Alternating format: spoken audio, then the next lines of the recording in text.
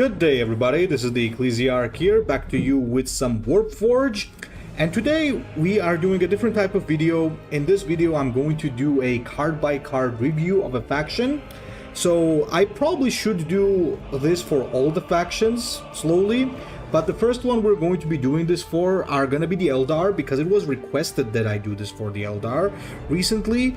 So what we are going to be doing here is that we are going to be discussing every single card of the Eldar and how good they are from, let's say, 1 to 5, right? So with 5 being the best, with 1 being the worst. So what I want to do here is I want to give you an idea of what are some of the cards that you should really aim for, and if you're a beginner and you want a budget deck, so what are some card replacements? Because yeah, it's easy to say, okay, everybody just use Wailing Doom. Maybe I don't have that, right? So let's talk about some of the things that you should aim for, some of the things you should waste your wild cards on. Basically, I mean, not waste, but spend actually, and not waste, the opposite, and so on, basically.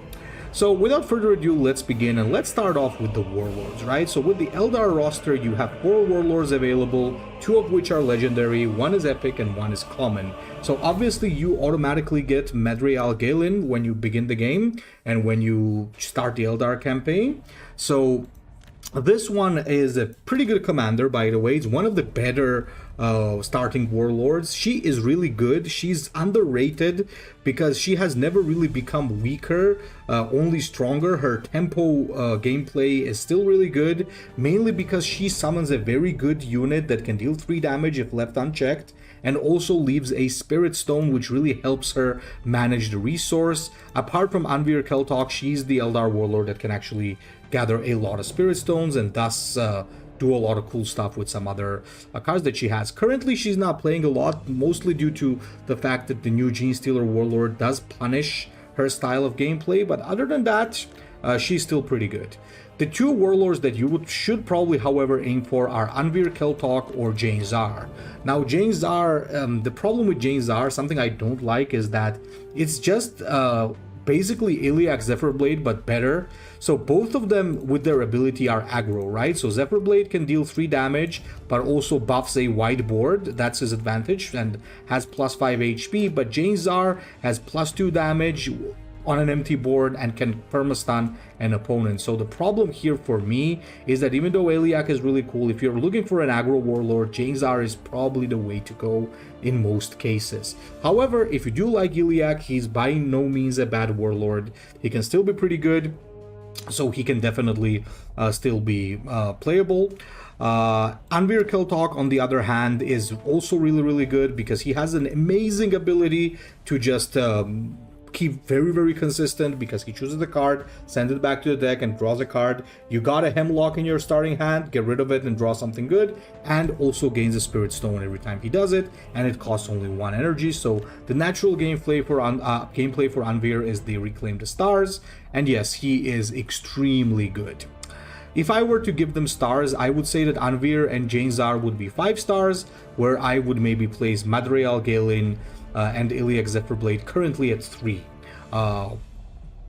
Mainly due to maybe the current situation in the game and the current meta, but otherwise, like, you could say these are 5-star and these are 4-star, or maybe, actually maybe I'm wrong. I would say these 2 are 5, Madrial would be 4, and Iliac would be 3, but due to the current meta, I would also drop Madrial to 3, due to the fact that currently the meta does not favor her.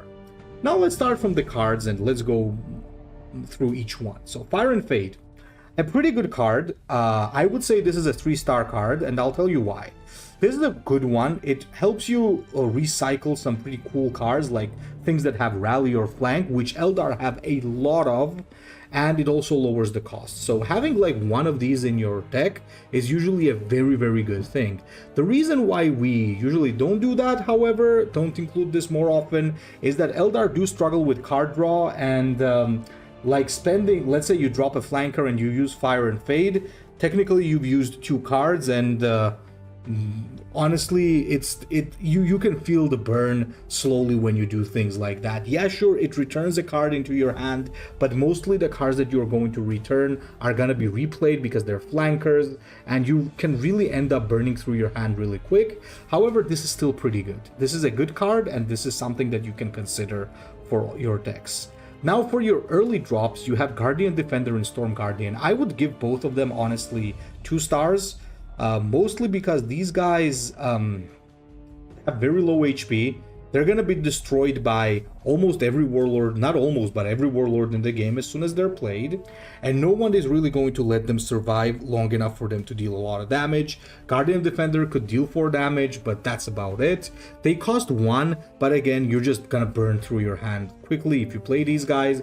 Only reason you would play these is if you're playing a very spammy Eldar deck with Warlocks. I don't give them 1 star because they at least give you Waystones, and there is a tactic, as I said, Warlock, to really have them useful. So I'd say 2 stars for that. With Webway Incursion, probably it's like 3 stars, just like Fire and Fade, maybe even a little bit less, 2 stars.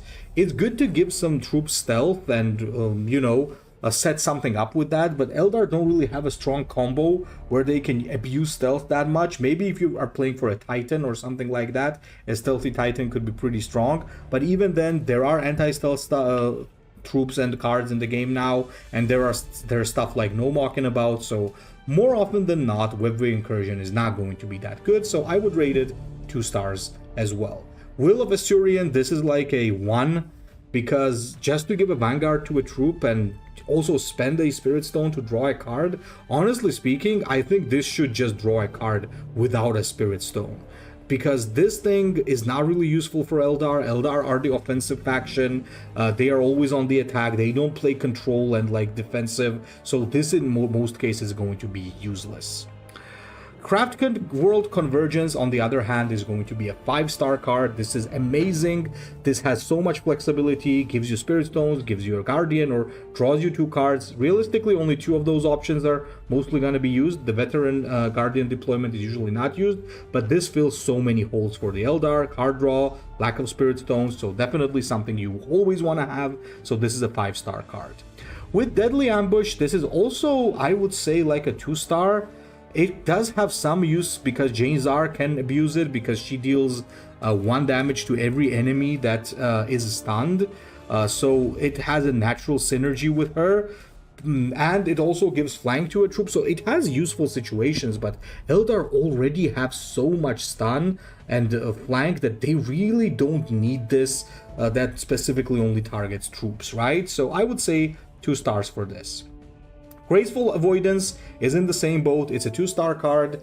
Backlash is not bad again, but if I were to run something like this, I would prefer to do a Fire and Fade because it's cheaper and it gives me a cheaper card back in my hand. This wants me to waste 2 energy on my card, and then it still has to get the Backlash, and then it returns to my hand at full cost. I would say it's like, it's not even 2 cost, I would say it's even a 1 cost. You don't really ever need to use this when there is a better option in the game. So why would you ever do that? Maybe because you don't want to instantly return the card to your hand, but this is going to be used in very, very rare situations and almost never be useful. Same goes for Nightshade Interceptors, so giving health and ranged attack to vehicles is a 1 for now, because Eldar don't get vehicles that stick around for too long. Most of them are flanks and rallies with low health, so you realistically can't play for this, so it's a 1 cost card. Now we have some pretty good things. I would say Ranger is a 4, not cost but star, 4-star card. This is a pretty cool one. This is an early game card that has stealth, so it's very stealthy, like defensive, so there's not much. Actually, I would even give this 5, to be honest, because almost nobody can attack this. The only warlords that are going to be able to take this out is going to be Harken and Titus, I believe.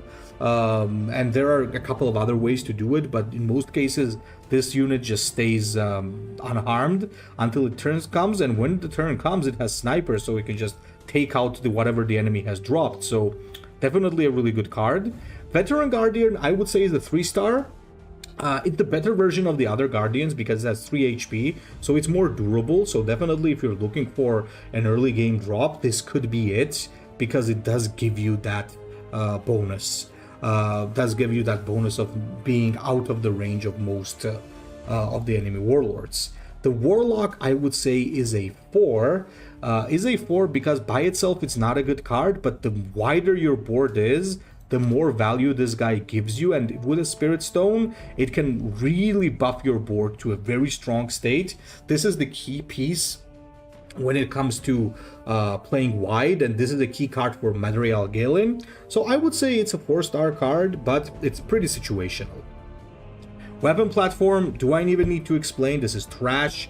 0 range, 0 melee attack, 3 ranged attack. This is gonna get destroyed the moment it is played. It's just obnoxiously bad. It's terrible, never play this. Webway Gate.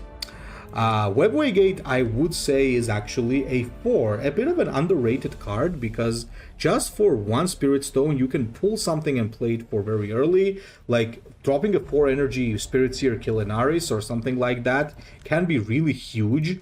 So I would say this is a card that's often slept on. Maybe the introduction of Craft World Convergence really knocked it a little bit down, because this is the better version, but this can also be pretty good in certain situations. So I would say is something you can consider for your decks, because the huge tempo boost that it gives you, but it's also a tempo loss for 1 turn, so that's something you gotta consider.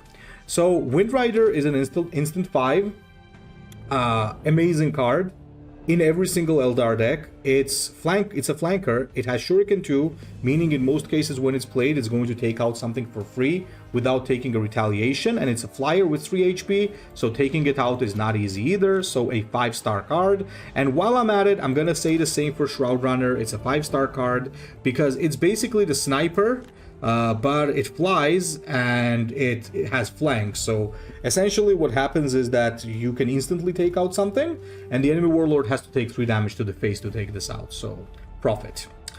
Banshee Mask is also a 5-star card. It's a 3 energy, 3 damage with a stun. With if you're playing Jane Zar, there's also a 4 damage for 3 energy, which is absolutely amazing. It's like a death from above plus stun if you're playing Jane Zar. So yeah, no reason not to be running a copy of this in the, or even 2 in any Eldar deck. So keep that in mind for sure. Cosmic Serpent, I would say, is a 2.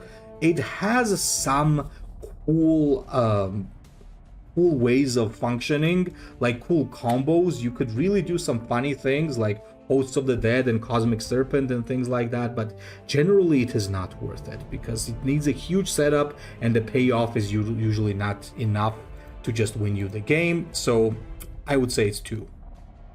Devoted of Cain is an interesting one. The problem I have with this, I think that almost every faction gets a better version of this. I think that's the issue that I have with this card. And on top of that, it wastes the Spirit Stone, so I would put this at 1.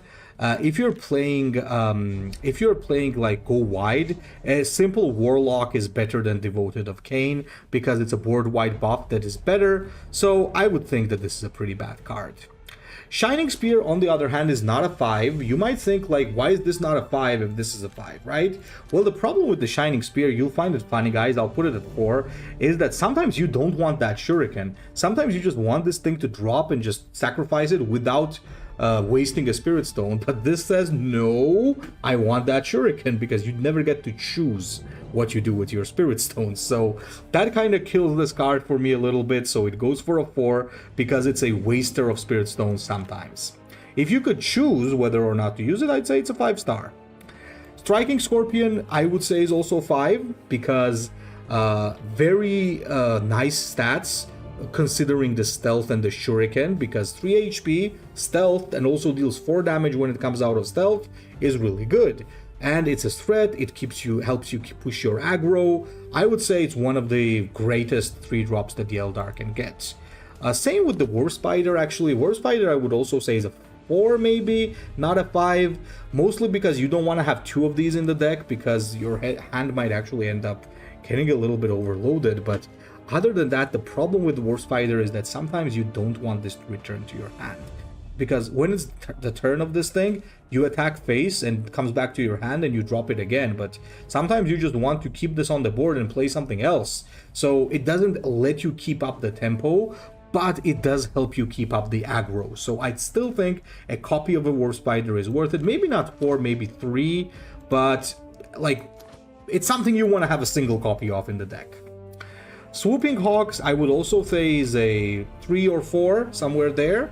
Has good health, is flying, so it's like the Tau card, the Tau Battlesuit. A little bit weaker though on the stats, I think. It does give you Waystone, however, which is cool, but yeah, it's not that good, but it is okay. I would say you go for 3 with this.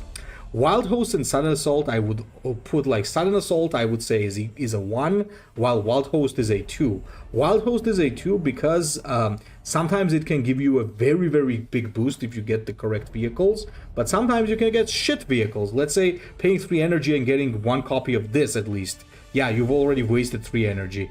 So this can be, in most cases, okay-ish, but in some cases are horrible. So I'd say 2. Sudden Assault would go for 1 because you're realistically never gonna have a situation outside of maybe playing against bots or maybe sometimes in draft where you can do enough damage with Sudden Assault to really, for it to really matter. It's RNG on RNG, which of your units attacks which unit, so it's a slugfest basically, so you never really want to do that. And while I'm at it, same for Aerial Domination. Aerial Domination is at least a 2 compared to that, because at least you always deal 3 damage, which is okay, right? So yeah, I'd say that's pretty fine compared to that, but still only 2 stars there. Wraithblade, I'd say is a 3 star card. Reason for that is it's kind of underrated. It's a nice little cock block because you drop for 3 and it has 4 HP and 2 armor. It really can block the enemy from being useful. It does have low ranged attack. It's like a mini leech card. It just doesn't really fit that much on the Eldar playstyle, so I would say it's like somewhat mediocre, but not bad for sure. Bladestorm is okay. Again, the problem with I have these go wide cards with Eldar is that currently, as the state is, the Warlock is just the best option out of Devoted of Cain or Aerial or whatever. I think Warlock is just the most stable option here, so this also goes for 2. It's still better than Sudden Assault. Maybe some people like to do Sudden Assault plus Bladestorm combo, but realistically, that's never gonna happen. So yeah, I'd say 2 star, stay away from it. Dance of Death, instant 5 star legendary, extremely powerful. Put this on your Warlord and you can do whatever you want. You can take out units for free, you can push aggro like crazy. With Janezar, this is 6 damage per turn, insane card. I would say Elder Storm, also 5 stars. It has a lot of RNG, but unless you get like abysmally unlucky, on average it can deal 4 damage on the board. And for 4 energy, it's pretty good. It's your only real AoE, so you need to have 2 copies of this in your deck. The cost is pretty high with the Spirit Stones, but this is your go-to AoE card, so I'd put it at 5 because I think it should be in every Eldar deck. Dire Avenger, 1. Terrible. So you pay 4 energy for something that has no stat higher than its cost, no defensive abilities, no instant value. The only good it is for is that it's going to deal 6 damage if it survives, which is not, it's not gonna do. I'd rather have a Scorpion any day than this, because this will be almost guaranteed 4 damage, while this is gonna be almost guaranteed 0 damage, so bad card. Evasive Maneuver, I would say is a 4.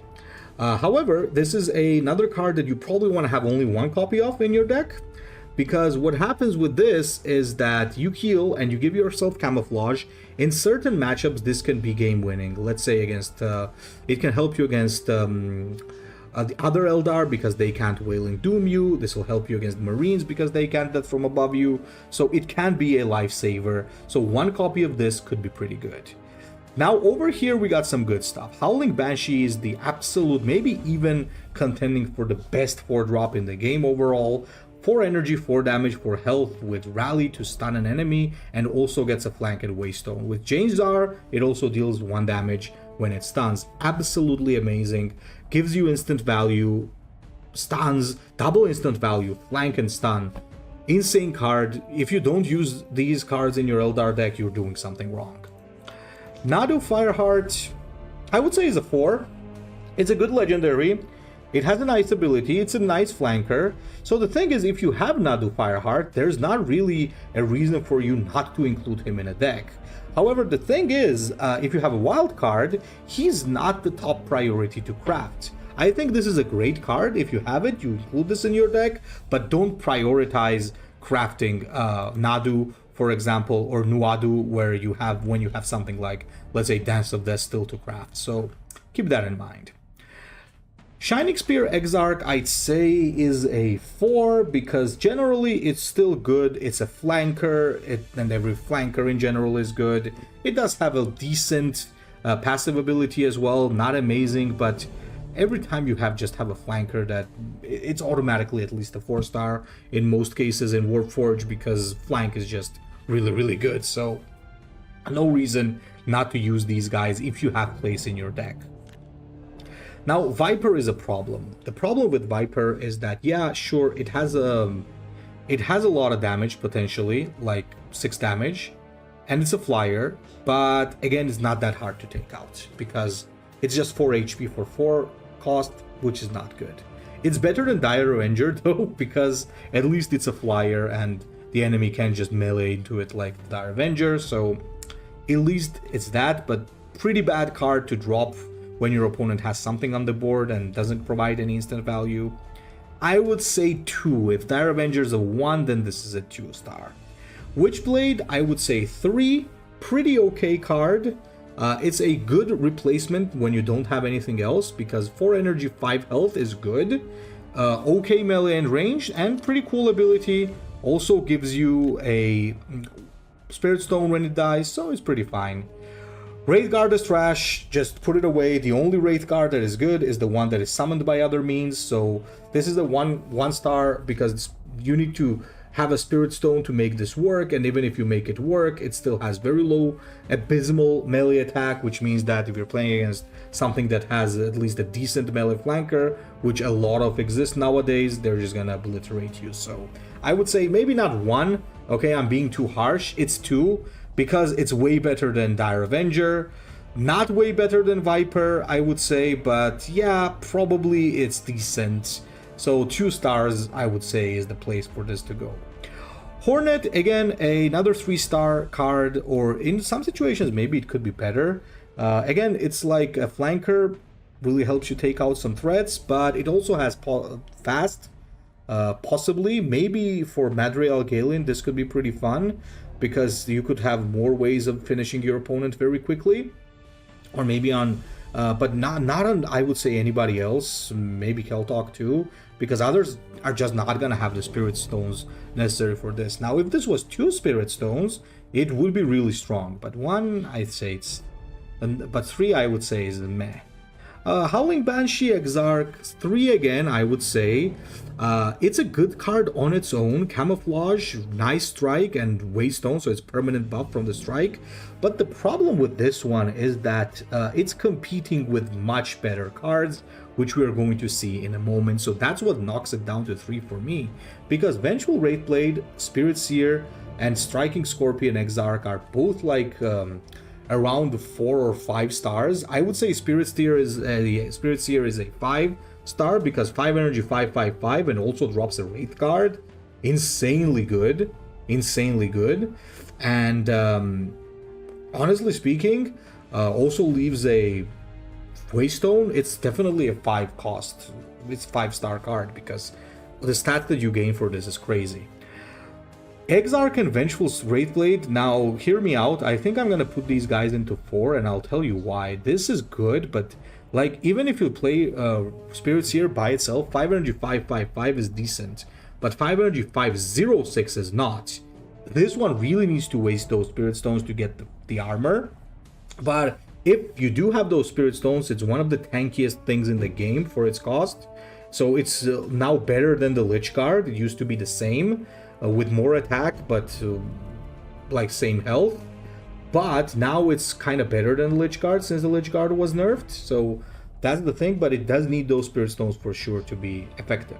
Scorpion Exarch, I think, suffers from the same thing as Nadu. It's a great card. If you have it, include it. But it's not your first priority legendary. Also, with the increasing number of anti-stealth, it's losing its devastating power that it used to have. 1.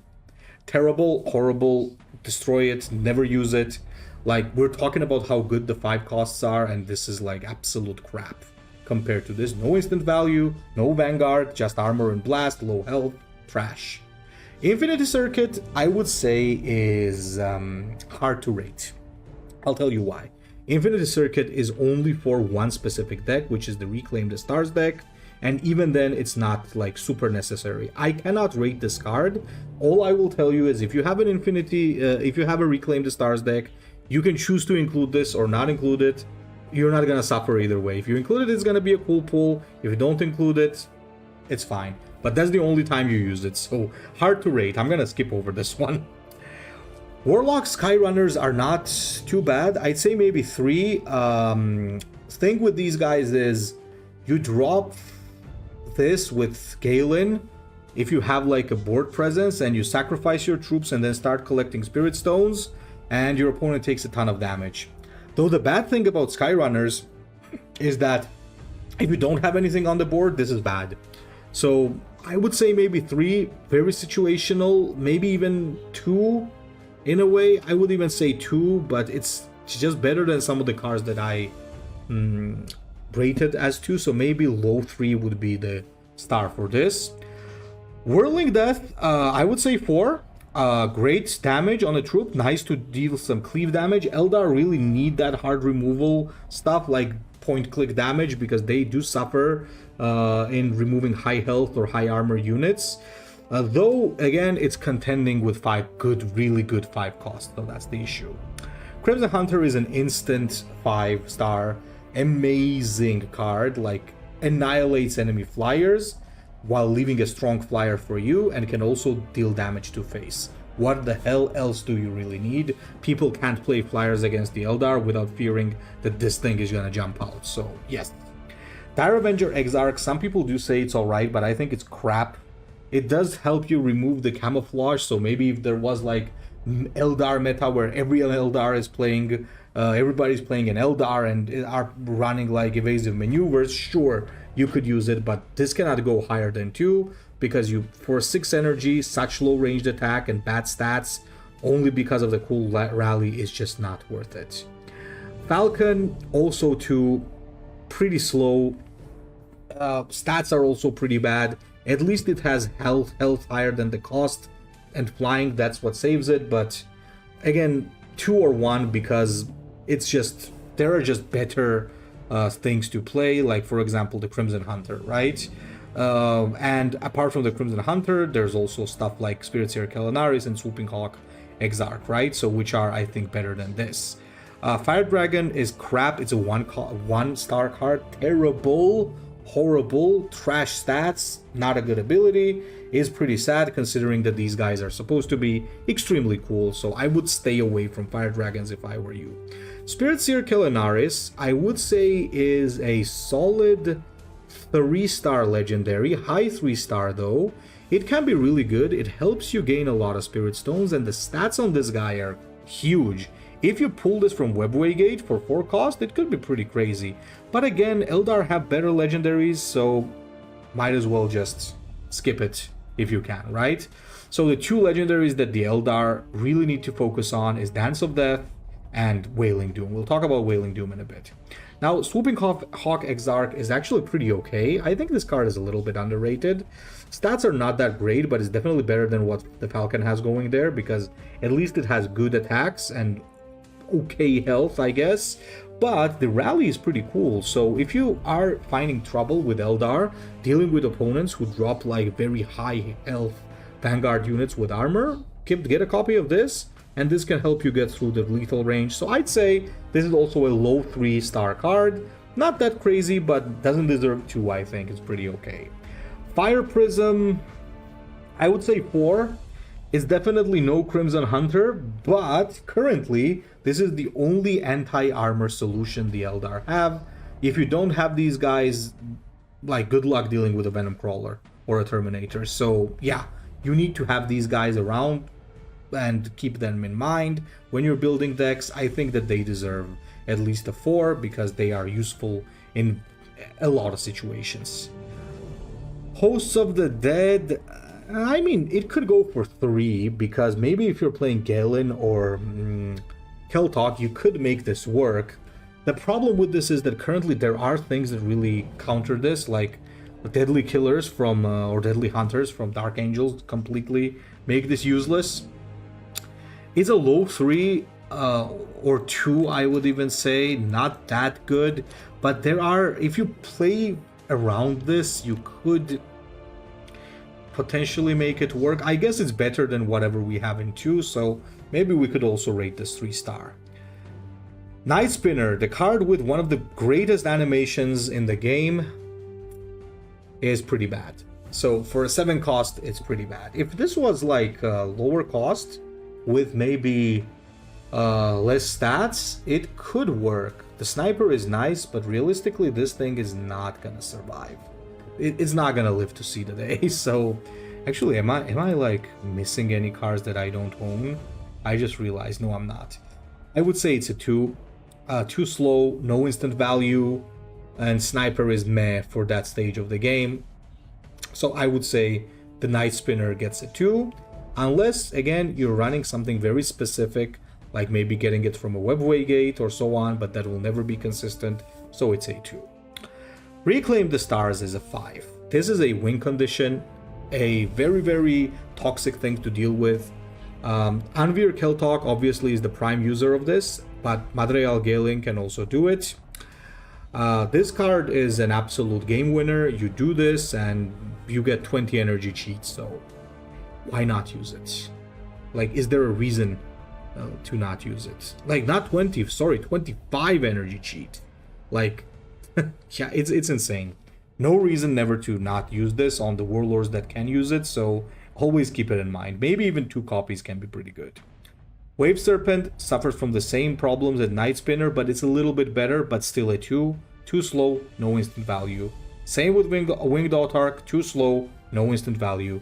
If you guys have watched the video that I had about how to differentiate bad cards from good, cards that cost above like 6 and above usually are not good unless they can either provide Vanguard or instant value or some sort of combo value. So 2 stars for this as well because it has nice stats. Yirla the Huntress, again, 3, I would say with this. It has a problem, so it's actually hard to rate, and I'll tell you why.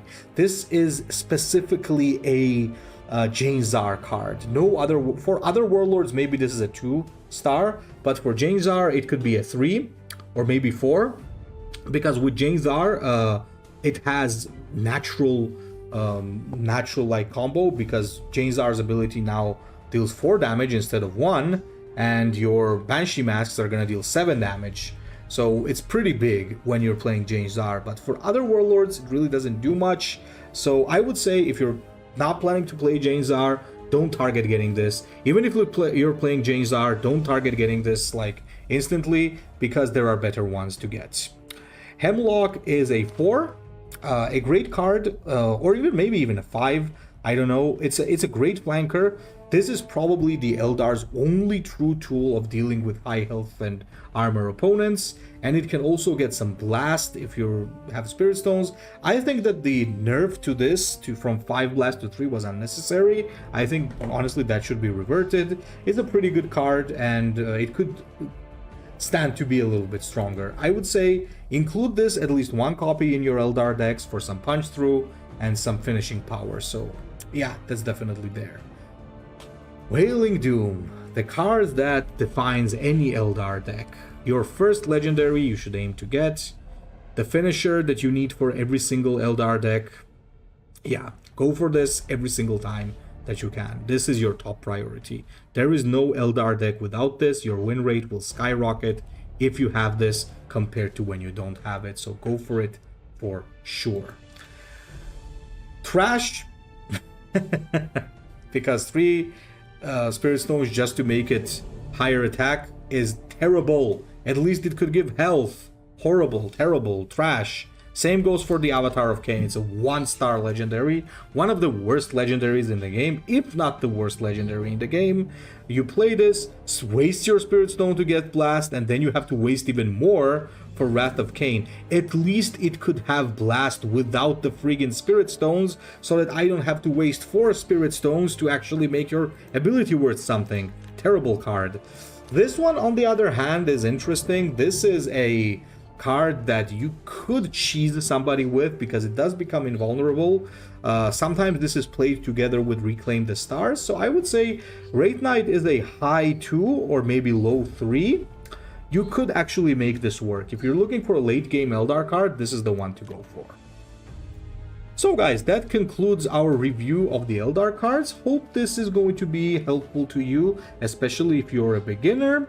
And yeah, tell me what you want to be seeing next. Ecclesiarch out.